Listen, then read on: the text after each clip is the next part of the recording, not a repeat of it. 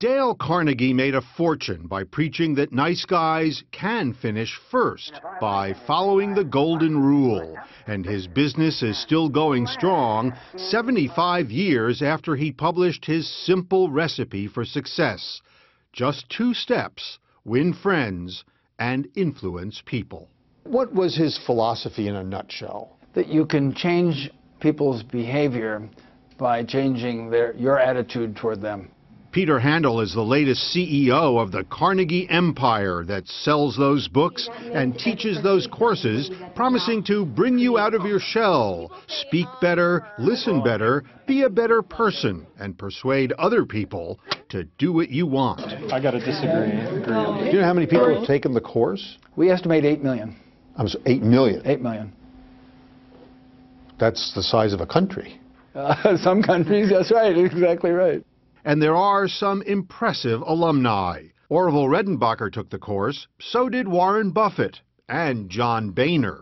Students are attracted in large part by the book, How to Win Friends and Influence People, published in 1936. It's a collection of parables and principles, simple business advice, more Hallmark than Harvard, like smile.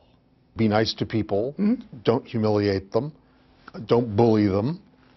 So, with apologies, why do people need to pay good money to learn that? It's common sense.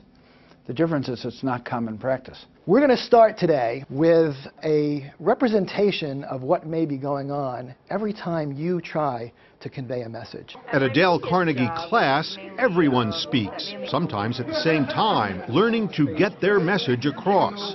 This course, which costs close to $2,000 for 8 sessions, is pretty much the same today as it was when Carnegie himself started teaching 99 years ago. When you can agreeably disagree on something, that future endeavors with each other, it usually comes back, you know. And Bernie Dix was sent here by his boss at a New York City dry cleaners.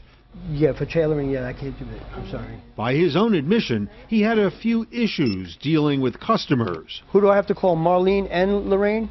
He's working on it, though. I've learned how to pause. You know, how to pause? Before I react, you know, to think about what I'm saying before it comes out of my mouth, which is something I never quite had a grasp on. You know? Did you used to tell off customers, or? I had rough edges, okay? You get to approach it from a different angle at a future date. You don't close the door. He's a little smoother now, he says, thanks in part to this somewhat chaotic exercise. Okay, 30 seconds, please begin. The Mets Form as required by Dodd-Frank. No other way to say it except that the Mets are, you know, $160 million in payroll. What'd you learn from that? 2 people talking at the same time doesn't work. But you didn't need a class to know that, did you? Dealing with the public on a daily basis, you sometimes forget. So when you come back in, we'll straighten all that out. All right? Take care. Dale Carnegie started teaching his classes in 1912. He was born dirt poor on a farm in Maryville, Missouri, but he went to college. The story is he turned to public speaking to win friends in college, since he wasn't very athletic and felt inferior to the jocks. After college, he became a traveling salesman. He did well. He tried acting. He did not do well. May I give you one little bit of advice, please? Later in life, he tried acting again. When you're talking to somebody, why not let the other person finish what he's saying? That's Carnegie playing himself in the movie Jiggs and Maggie in Society, starring nobody else most people have ever heard of. Mr. Carnegie, I didn't come here to be insulted. Temper, temper, temper. But by then, in real life, almost everyone had heard of him. Hundreds of thousands had signed up to hear him speak. The man who's enthusiastic will find the scales tipped in his favor. And a man of second-rate ability with enthusiasm will outstrip a man of first-rate ability without enthusiasm. He didn't knock people off their perches, you know. I think that was a secret of his charm for audience, why people like to hear him speak, was that you knew this is a real person talking to you.